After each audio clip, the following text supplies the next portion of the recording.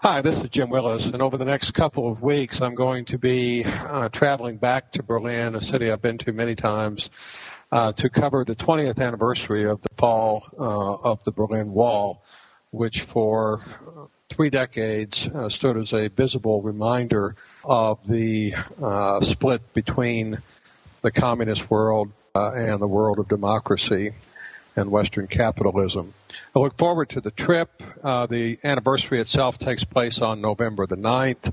I'll be filing stories before then and after then, and it's going to be an interesting journey.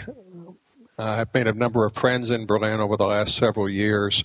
I'll be contacting some of them, talking to some Americans about their experiences when they were there during this period of the late 80s and the early 90s when Eastern communism came to an end. And I look forward to sharing that over the course of the next 2 weeks with you, and I invite you to join me on that journey. I was a working journalist for about a dozen years before I entered university teaching. I am a graduate of the University of Oklahoma, where I got my degree in journalism, and I went on to pick up a master's at Texas A&M and a doctorate at the University of Missouri.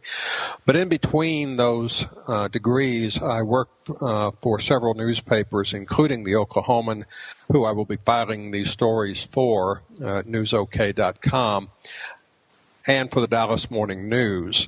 I wound up making the transition to academia following more than a decade in the news business, and it's been interesting to sort of reflect in the classroom on my experiences as a journalist. And then I've also had opportunities come along through the years to go back to work as a journalist. I was working at Boston College, teaching there and chairing the department in the mid-1990s, early mid-1990s.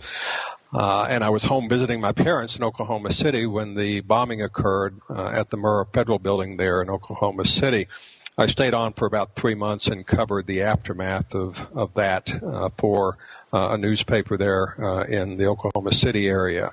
I was back home 4 years later when the F-5 Twister blew through the state, and I got caught in its path, and I wound up reporting on that for the Oklahoman as well. And then 10 years ago, I went back to Berlin to cover the 10th anniversary of the fall of the wall for the Oklahoman. So I enjoy having this kind of professional and academic background, and I think one benefits the other as I go about trying to talk to students about issues in the media and best ways of covering stories. People of my generation, I'm a baby boomer, lived through the worldwide threat of communism, especially following World War II, and on into the 60s and the 70s and even the 80s. So for us, communism was the big threat in the world, for those of us in the West, as terrorism is today. And the most visible sign that all was not well in the world was the construction of the Berlin Wall in 1961, which divided not only East Berlin from West Berlin, but really all of Eastern Europe, communist Europe, from democratic free Europe. The wall, as I said, went up in 1961, following a period of about 12 years where East Germans were trying to restrict the defection of their countrymen to the West and to freedom, and they weren't having any luck doing that, so they realized they were going to have to put up some sort of a physical barrier, arm it with guards and dogs and mines, and shut down the defections that way. It was very effective, of course. And so from 1961 to 1989, this wall virtually divided and virtually encircled West Berlin because it followed the path of the border that was given to Russia after World War II as the spoils of war when Germany was divided up among the conquering powers. So it has had a menacing historical effect on the world. And when it came down the night of November 9th in 1989, not only Germany but all of the world all of the free world breathed a collective sigh of relief as they realized that communism in Eastern Europe was actually crumbling. Students of today find it hard to relate to all of that because many of our college students were either not born in 1989 or they were being born or were toddlers. And so the idea of a communist threat has never really haunted them.